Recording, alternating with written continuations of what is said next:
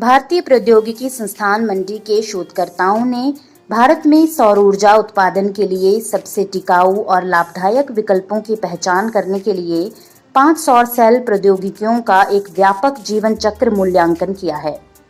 ये शोध भारतीय परिस्थितियों के अनुरूप कुशल और पर्यावरण के अनुकूल सौर ऊर्जा प्रणालियों की महत्वपूर्ण आवश्यकता को संबोधित करता है।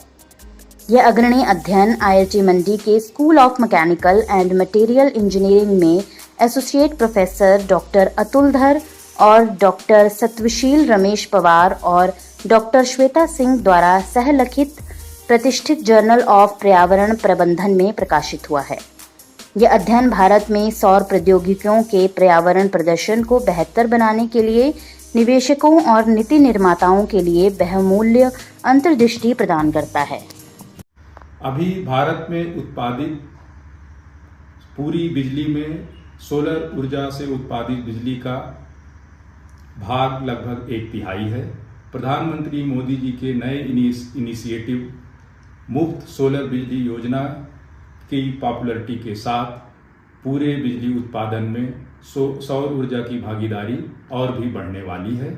यह सर्वविदित तथ्य है कि जब हम सोलर पैनल से बिजली पैदा करते हैं तो उससे ग्रीन हाउस गैसेस का उत्सर्जन नहीं होता, लेकिन सोलर पैनल के उत्पादन में ग्रीन हाउस गैस का उत्सर्जन होता है। हमारा यह शोध पत्र सोलर पैनल के उत्पादन के विभिन्न विधियों एवं विभिन्न मटेरियल्स के साथ तुलनात्मक रूप से ग्रीन हाउस गैस के उत्सर्जन की तुलना करता है और यह कंक्लूड करने का प्रयास करता है कि जब भारत में सोलर पैनल का उत्पादन बढ़ेगा तो हमारे देश में उपलब्ध मटेरियल्स के आधार पर कौन सी टेक्निक भारत के लिए सबसे अच्छी होगी। Hello everyone, my name is Satvashil. I am an associate professor in School of Mechanical and Materials Engineering at IIT Mandi. I work on solar energy. This is one of the most sustainable energy source, and this is why Government of India is also emphasizing on utilization of solar energy in various different forms. We recently launched the rooftop scheme by Prime Minister Modi ji, which is emphasizing again on utilization of more and more solar modules. We have already installed more than 72 gigawatt until last year, and these numbers are increasing. Now looking at where the value chain is coming from, to address that, Government of India has also started the PLI scheme, Production Linked Incentive Scheme.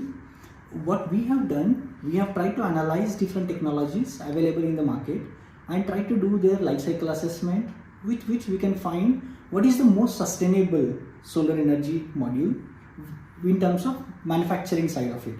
So we analyzed the 5 most dominating technologies, and we found out that which is the most sustainable module technology, and we are suggesting the policymakers that we can address the issue to make it more sustainable by looking at this study, and this is what we are emphasizing on. Video से जुड़े रहने के लिए धन्यवाद। हमारे channel को subscribe कीजिए अभी।